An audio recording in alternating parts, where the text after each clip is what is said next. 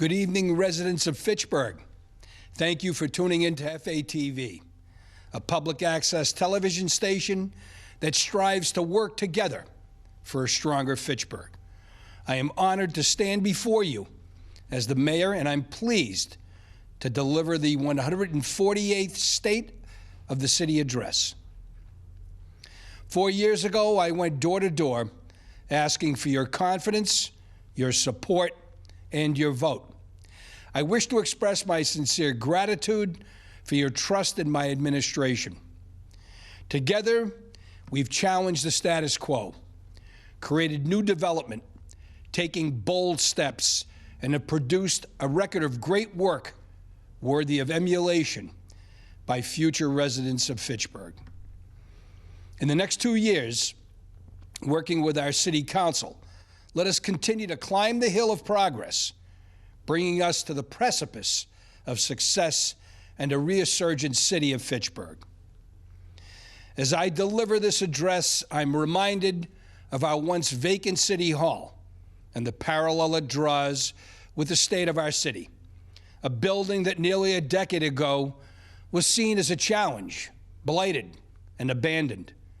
Yet here we are today, witnessing the reconstruction of our treasured history. This building exemplifies who we are as a community. Through all of our struggles, the building stands today resilient, inspiring us all as a vision of future prosperity. Now there is a new dawn on the horizon for our city. Fitchburg is in a better place than it once was. In many ways, today's perspective is no different than the perched view of the raging Nashua River centuries ago. Then, as today, it was a view filled with uncertainty, yes, but also hope and opportunity and unbridled optimism. In 2019, the optimism, hard work, and delivery of services did not go unnoticed. This work was carried out by our dedicated department heads, staff, city employees, volunteers, and our boards and commissions. This past year was epitomized in the December 2019 editorial of the Sentinel and Enterprise. Fitchburg is sending business-friendly message. With the support of City Council and an 8-2 vote, the city adopted a single tax rate, which will effectively even the tax burden between commercial, industrial, and residential properties. The former split tax rate is a failed policy. It drives out commercial ventures and restricts business investment because of a larger tax burden. Through this adoption, the city has placed itself on the competitive edge to attract new business investment, retaining existing businesses, and more importantly, change the outdated perceptions that the city is unfriendly to business. While Fitchburg's average single-family tax bill continues to remain one of the lowest of any of the surrounding communities, the city added $30.4 million in new taxable value.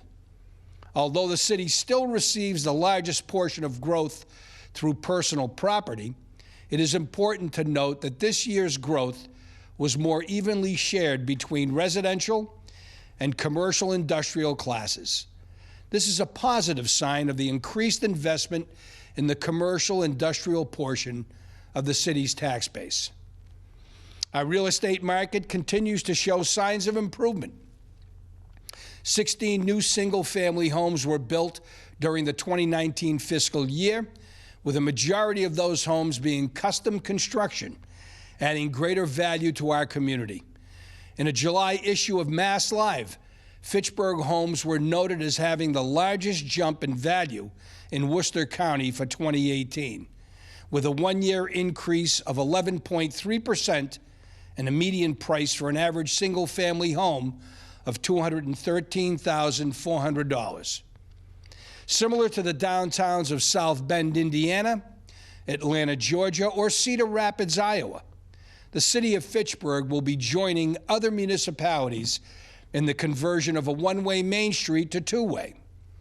During the 1960s, many cities fell victim to misguided urban renewal for the redesign of Main Street corridors for one thing: cars. This idea was to create a relatively quick commute in and out of downtowns. For decades, this system has failed, not only our city, but several throughout our nation. It has created an environment in our central business district, the heart of our city, hostile to pedestrians. This design and methodology has stunted our approach to creating a vibrant Main Street by evacuating our downtown rather than nurturing growth and making it a place of destination. With the partnership of Fitchburg State University, community stakeholders, and support of the Baker-Polito administration, our Community Development Department received a $3 million MassWorks grant for the conversion of Main Street and Boulder Drive to two-way traffic. This win for our city aligns with our economic strategic plan, supports complete street initiatives, and complements our transformative development initiative. During the winter and spring months, design, public comment, and coordination will take place, with an expected completion date of the summer of 2021. In addition to the $3 million MassWorks grant, the Baker-Polito administration has recognized the great work we have been doing and awarded the city of Fitchburg a $400,000 Complete Streets grant this past month. Working in concert with the MassWorks project, residents will see at the intersection of Blossom and Cushing Streets revised crosswalk configurations, ADA-compliant curb ramps, sidewalk repair, and added safety features for pedestrians. The collaboration of our departments with businesses and state officials is what made these funding opportunities realistic. It is with great pride that the city accepts these grant funds, and I thank everyone involved who helped bring these projects to fruition. There is no denying the city's accelerating transformation.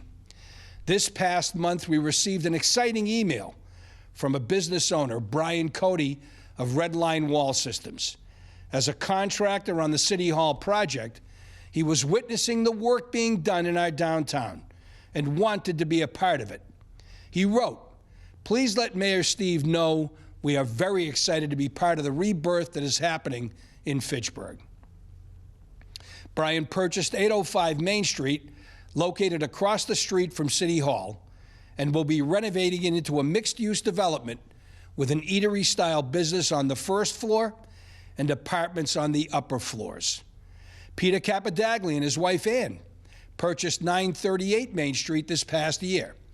With renovations well underway, Pete noted that without the reconstruction of City Hall and the Fitchburg arts community, he would not have conceived of purchasing the building and investing considerable capital.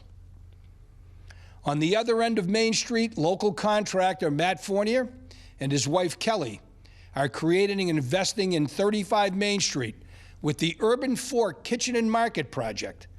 This commercial kitchen will create a cooperative space for new business ventures and startups to put their skills to the test.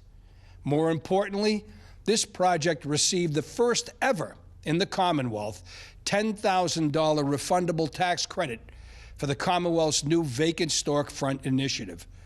Also, the Urban Fork received $160,000 grant for Mass Development's Collaborative Workspace program. This unique business plan was recognized by the Massachusetts Office of Business Development for the fulfillment of an unmet need in our TDI district, adding value to the local business community and creating synergies with other local businesses. Across the street, the Harper Furniture Project received great news from the Department of Housing and Community Development. Receiving important tax credits from the DHCD, this 44-unit, $20 million construction and historic rehabilitation project will break ground this summer. Developed by Rees Larkin Development, this project demonstrates an example of the importance of participation between local, state, and federal resources necessary to redevelop large areas of our downtown.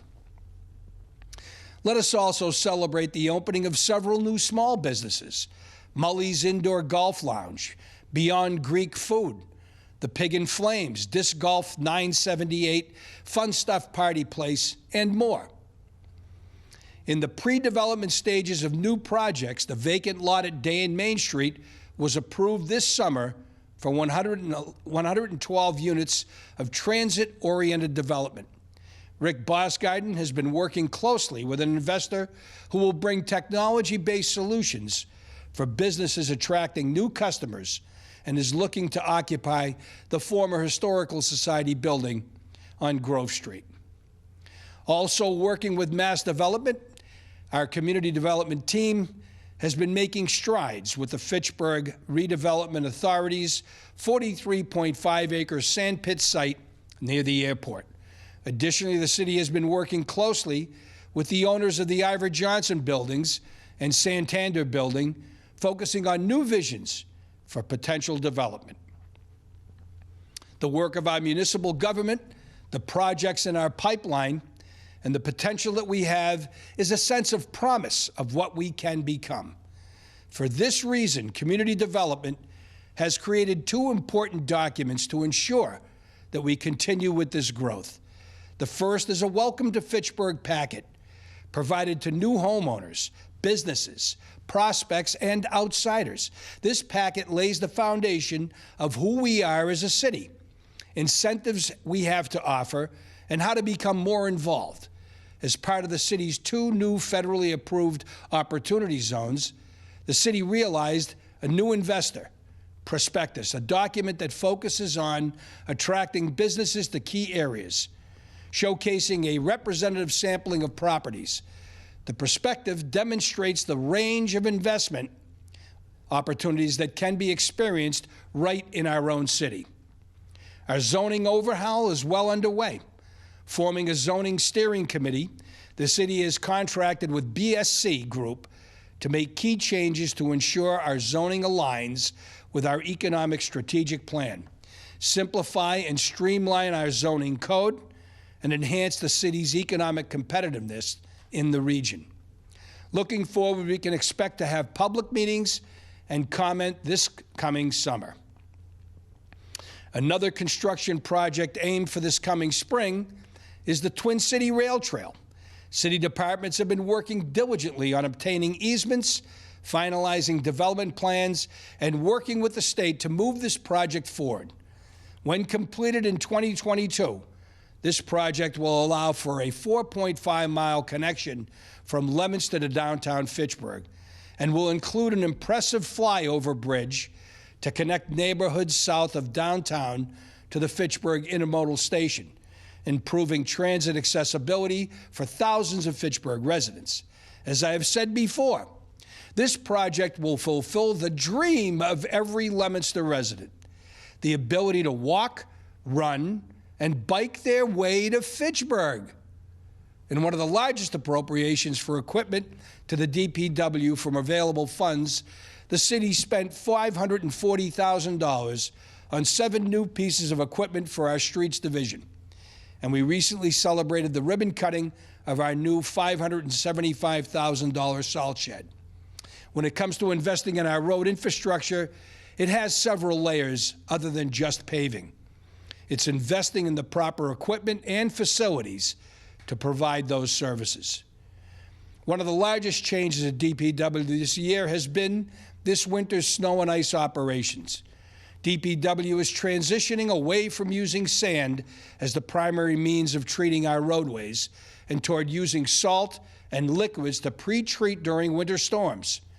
This proactive approach reduces sedimentation in our catch basins and provides a more effective means to clearing our streets. 3 miles of road were paved in 2019, and an additional 7.5 miles of road received preventative maintenance. While most of the city's paving is funded through Chapter 90 state aid, I supplemented the budget with $190,000 from available funds to continue our paving efforts. This equates to more than $400,000 of additional funding to our streets. Road maintenance is a challenge for our city and something that we are all well aware of. The city has been creatively investing in new approaches towards maintenance and technology to best identify which roads receive certain treatments. This past year, the DPW Commissioner and I provided testimony at the State House during a hearing of the Joint Committee on Transportation, advocating for a new method of indexing Chapter 90 funds to align with the annual percentage increases in the state's capital investment plan budget. Repairing our roads is a state issue, just as much as it is ours.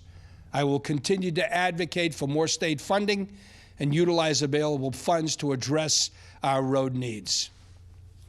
Bridges and dams are the most critical pieces of infrastructure that the DPW has to manage. With the help of our state delegation, Fitchburg DPW received $500,000 in an emergency small bridge grant fund from MassDOT to make repairs to the Westminster Hill Road Bridge. This funding will substantially cover the cost of design and construction repairs.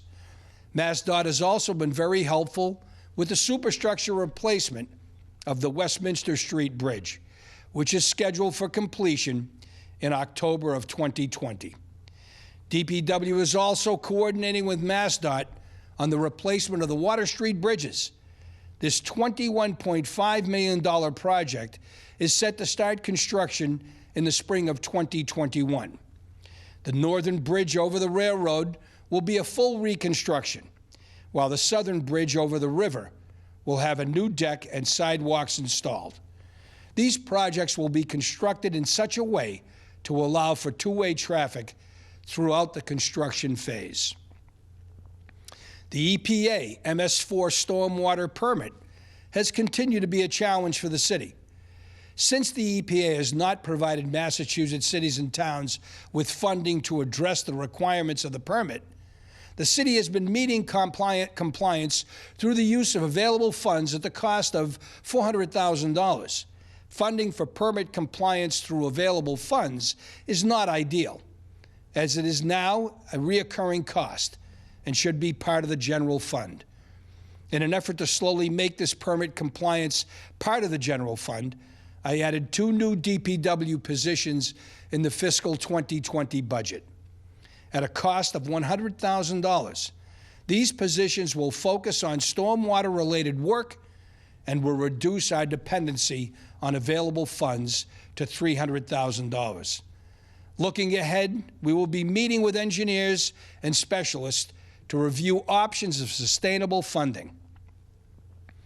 During 2019, the Wastewater Division has been preparing for numerous projects that will be built during 2020 to improve our aging system, most of which was constructed before 1930. Nearly $500,000 has been dedicated to designing the next sewer separation project to keep wastewater out of the Nashua River. The closure of 3 combined sewer overflows in 2020 are expected to remove an average of 5 million gallons of wastewater a year from entering the Nashua River. Also, 12 combination sewer drain manholes were separated, with designs of 150 manholes completed. Over the coming years, these manholes will be separated, which will further increase the water quality in local waterways. With the closure of the paper mills, our West Wastewater Treatment Facility has not been fully utilized in the past several years. In an effort to creatively reuse the West plant, the city has hired the West Group, a consulting law firm, to assist with converting the West plant into an anaerobic digestion facility. This public-private partnership will allow the city to seek a private vendor to operate a facility on publicly owned land. With the possibility of the landfill closing in the very near future, a facility that can handle organic waste is crucial to Fitchburg and the region. This solution will divert organic material from entering the landfill and uniquely be converted into another consumable source of energy. Over the coming months, the city will issue a request for expression of an interest and in fiscal year 21, a full request for proposals to develop the site. The Water Supply Division has embarked on a citywide water meter upgrade project that, when completed in 2020, will modernize the city's water meter reading system. This system will allow residents and businesses to monitor their water usage through online customer portals and also be able to receive alerts when there could be a potential leak at a respective property. Also, the city received a $240,000 land grant and a $94,000 grant from the trustees of reservations for a watershed land protection project that will forever protect 138 acres of land in Fitchburg's northwestern watershed. One of the largest issues facing our public cemeteries is that Forest Hill Cemetery is close to reaching its capacity. DPW has designed and laid out an expression in a section of Forest Hill that is currently unusable due to a high water table. DPW personnel have installed 200 feet of drain lines and a leaching catch basin to lower the water table to acceptable elevations, as well as the installation of monitoring wells. If results are as expected, many acres of unutilized space will now be suitable for development of approximately 850 graves, allowing the city to postpone the need to develop a new cemetery for years to come. In all of its glory, the Longsjo Middle School roof replacement project has come to a full completion just prior to winter. I would like to thank the school committee and the city departments that have helped bring this project across the finish line. Large school projects are continuing so that we can modernize and upgrade our buildings while utilizing state funding. This year, the South Street Elementary School was selected to be part of the Massachusetts School Building Authority's Accelerated Repair Program for replacement of the roof and boiler system. Through the support of MSBA, this $3.1 million project will be 80% reimbursable to the city, with our total share of project costs being approximately $620,000. Our school department has an operating budget of $80.7 million. This consists of $56.7 million of Chapter 78 from the state and $24 million from the city. I'm pleased to report that the city has once again met its net school spending requirement. I also would like to thank our state delegation and the governor for signing into law this November the Student Opportunity Act. During my time in the legislature, it was a priority of mine to see additional state funding for Fitchburg so that every student has a competitive education. Now, as mayor, this historic legislation will bring much-needed dollars to our schools. However, this new legislation is only in place for the next 7 years. I urge our state delegation to continue to make needed adjustments to the foundation budget so that these dollars remain and continue to grow for our district, our teachers, and most importantly, our students. Fitchburg students and teachers have continued to make our district proud, making substantial progress towards student learning goals. The district's annual criterion reference target percentage for MCAS scores improved from 43% in 2018 to 60% in 2019. Also, chronic absenteeism has seen a 2.9% reduction in school year 2019. Our young students continue to break reading records with our early childhood literacy initiative, with words read by students increasing by 28%. Over the next year, our school department will continue to work with MSBA and a feasibility study on the Crocker Elementary School to be developed as either a pre-K to 4 or grade 1 through 5 school. With the rising costs of higher education, the school district is also working on expanding early college pathway offerings at the high school, whereby students can earn 12 college credits prior to graduating as a senior. With the passing of the Student Opportunity Act, school officials will continue to create collaborative and innovative means to meet all students' academic, social, emotional, and co-curricular needs. With the support of Secretary Kathleen Theoharides, Fitchburg High School was awarded a $250,000 Green Communities grant for an LED conversion. This project, totaling more than $300,000, will save the school department approximately $20,000 annually in utility costs and will largely assist with meeting our 5-year energy efficiency goals. I'm very proud of the new added position to the Fitchburg Police Department. However, this employee has 4 legs. With the assistance of the Stanton Foundation, our police department was able to reinstate our K-9 program. Hangos, a 1-year-old German Shepherd mix, was ceremoniously sworn into the police department in November. Along his side was this handler, Josh Lambert. Last year, the city was awarded multiple school safety grants totaling over $200,000. Police and school administration have been working hard on implementing each grant. These awards will include the purchase of anonymous tip reporting software, security, and threat assessments, locks, and bidirectional amplifiers. Also, working with the city treasurer, security cameras are being installed in the Putnam Place garage and the Main Street parking deck, totaling approximately $100,000. Our UCR Part 1 data has once again shown a reduction in crime.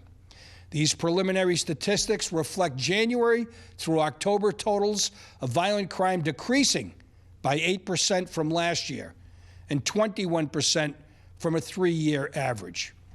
Furthermore, the Fitchburg Police Department was recognized by the International Association of Chiefs of Police as one of the first departments in the state for partnering with medical professionals and training officers to help residents with mental illness. The One Mind campaign has successfully trained our officers to have positive interactions with persons who may be affected by mental illness. I would like to congratulate Chief Martineau for being named as president of the Central Massachusetts Chiefs of Police Association. Chief Martineau's proactive approach to policing and his involvement with the community is second to none. On behalf of the city of Fitchburg, I would like to thank the chief for representing the city so well, and we look forward to supporting him during his tenure as president. Protecting our community from mass casualty incidents is a high priority of our public safety personnel. Both Fitchburg Fire and Police Departments have been working collaboratively on training sessions and investing in proper equipment to protect the public should one of these unfortunate incidents occur. Arriving this past summer, with the assistance of a FEMA grant and an appropriation of available funds, the fire department received 2 new pumpers, Engine 4 assigned to the headquarters and Engine 2 assigned to the Oak Hill Fire Station. This year, a FEMA assistance grant totaling more than $250,000 was awarded to our fire department to purchase new personnel protective gear for all our firefighters, providing them with a better protection during fires and hazardous situations. Also, communication is key for our fire personnel. Major upgrades to their portable radios took place this year, totaling $70,000. This upgrade will take 2 years to implement, with the first half of radios installed this year. Our Fire Prevention Bureau has been working closely with cannabis cultivators to assist them in becoming compliant with fire safety codes.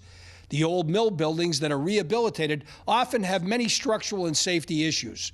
Large-scale warehouse fires are strategically the most dangerous due to size and complexity.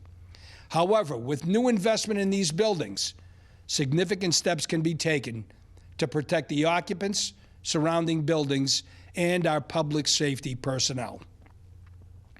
After 43 years of dedicated service to the city of Fitchburg, Fire Chief Kevin Roy will be retiring in the end of June.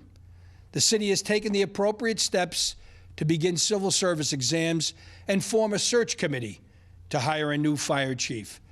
On behalf of the city of Fitchburg, I would like to thank Chief Roy for his leadership, his friendship, and his pride in our great city. Our Board of Health has been working with our legal department to establish new additional disposal options for Fitchburg residents in 2020. Not only will residents be able to access the Fitchburg sanitary landfill to dispose of items, AKS Recycling will also be providing a drop-off to dispose of trash, recycling, and other items for a small fee, in addition to 2 more household hazardous waste days. This new option will help residents to dispose of items and assist in the effort to reduce litter in our neighborhoods, and should be rolling out in the next coming months. The Fitchburg-Westminster sanitary landfill expansion efforts are continuing. The Health Department is collaborating with Waste Management, exploring temporary measures to allow the landfill to operate for an additional 3 to 5 years, while still working on land acquisition to expand operations for an upwards of 10 years. It is important to understand how crucial this project is. Not only does the landfill provide some free and reduced cost disposal options, totaling millions of dollars each year, it also provides revenue to the city, nearing $3 million annually. If the landfill does close, the city and residents need to understand the implications are significant, with disposal costs possibly quadrupling. My administration, in conjunction with the Board of Health, will work diligently with Waste Management and state agencies to ensure these expansion projects actually happen. Our Substance Abuse Prevention Division has been successful in implementing the Massachusetts Opioid Abuse Prevention Collaborative and the Substance Abuse Prevention Collaborative grants. Over 1,000 resource information cards have been distributed. Monthly Narcan trainings continue to be conducted, and over 30 events were attended to help educate our local residents. Our coordinator has also revitalized FACT, the Fitchburg Community Action Team, charged with identifying our youth needs and taking action to reduce substance abuse. Rolling out in 2020, our coordinator also received a new substance abuse prevention grant of $100,000 annually for the next 3 years. Working with District Attorney Joe Early and Judge Christopher Locanto, Fitchburg District Court will be launching a drug court in the coming year. This court will be geared to provide support and services for those people facing addiction. Opioid addiction is one of the largest problems nationwide and in the community. This new approach will provide people with probationary support in the community and in the court system. Solving this epidemic is a multi-tiered approach of collaboration, and a drug court is an excellent tool to help remediate relapse and abuse.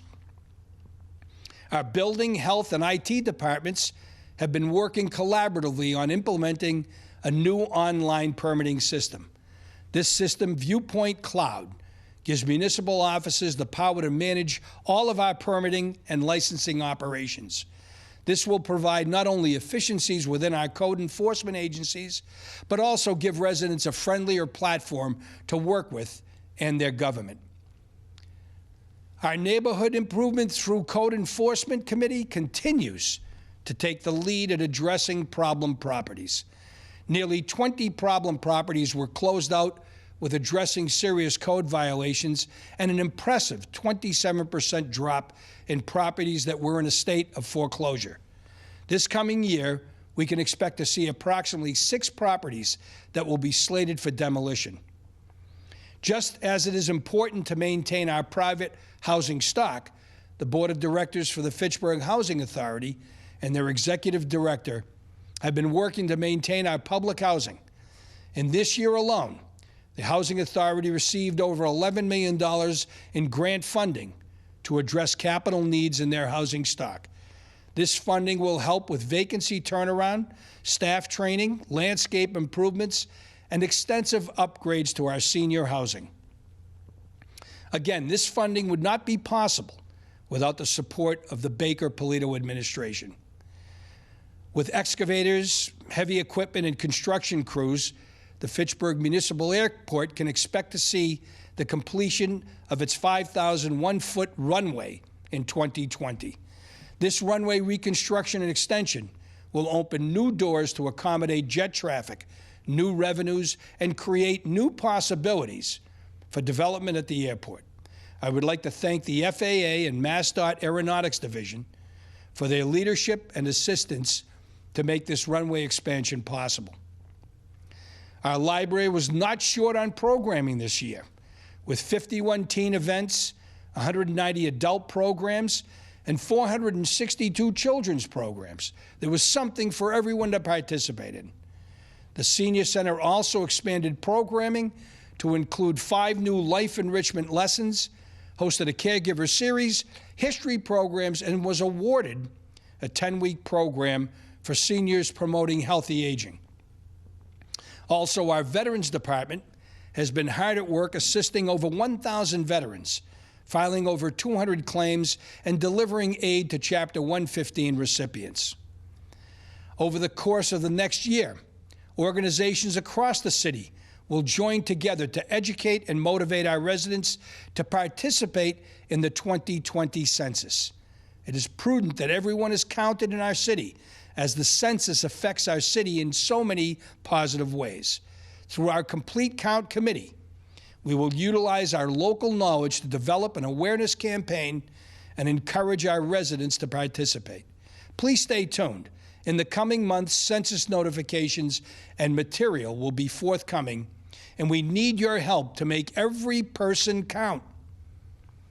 With regard to the finances for fiscal year 2020, and with the help and guidance from our City Council, we passed a fiscally conservative budget. The city's general operating budget of $130 million confirms the strong working partnerships among our municipal departments and our ongoing determination to provide Fitchburg residents with the best possible services. Our stabilization account has a strong balance of $7 million. My commitment is to continue to appropriate available funds into this essential reserve account in order to protect our city from any unforeseen emergencies.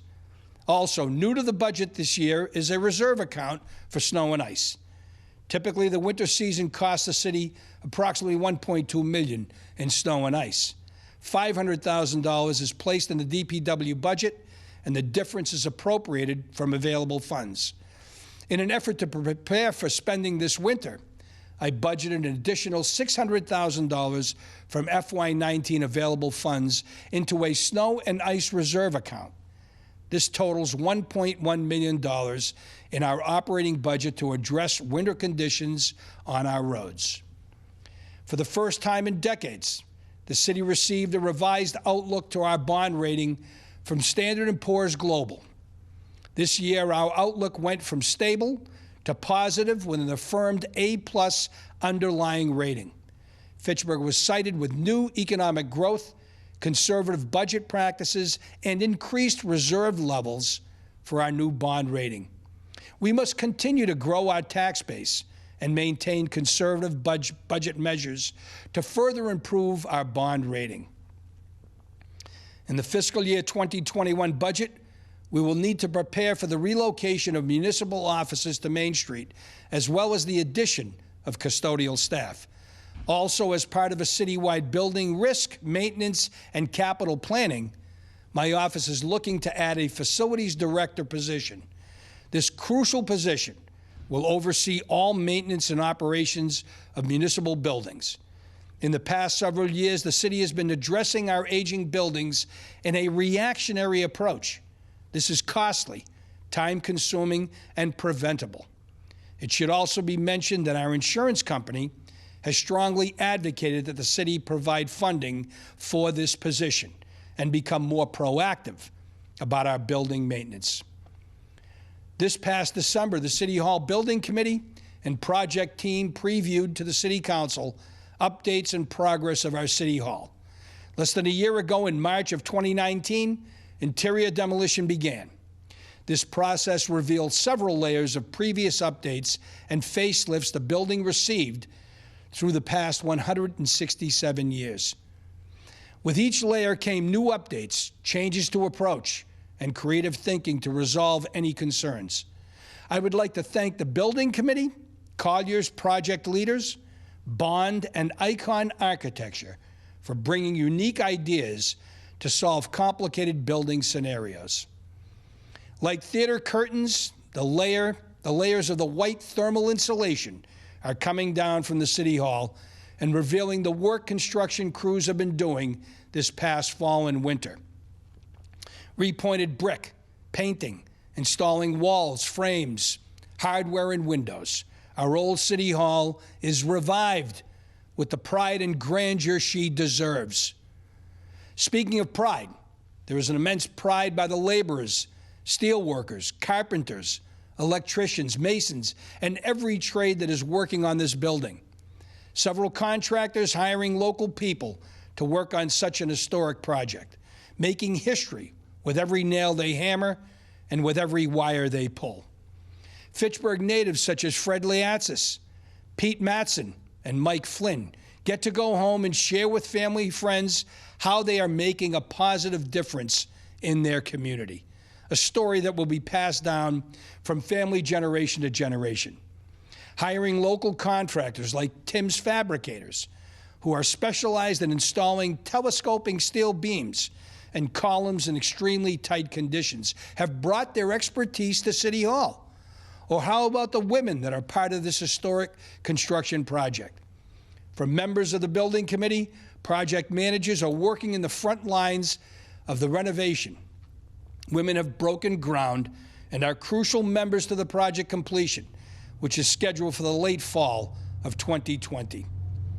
In reading Fitchburg's Mayor John B. Fellow's inaugural address given 100 years ago, he made particular note of the importance of division of city wards to help prepare for the doubling of registered voters in Fitchburg.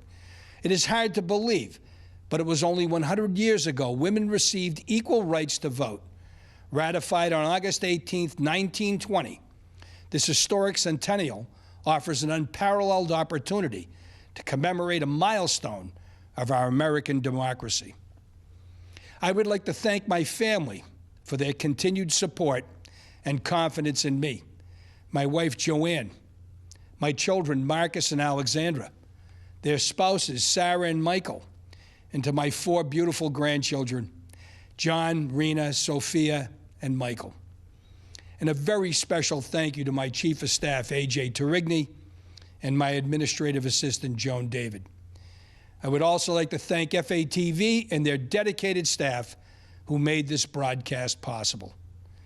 To reminisce and remain focused on the losses of the past is an inherent way to miss the opportunity of a well-envisioned future.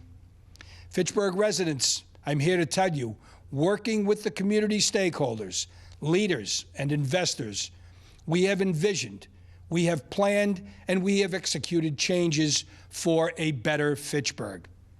Together, let us continue to tear down obstacles and collectively build a resurgent Fitchburg.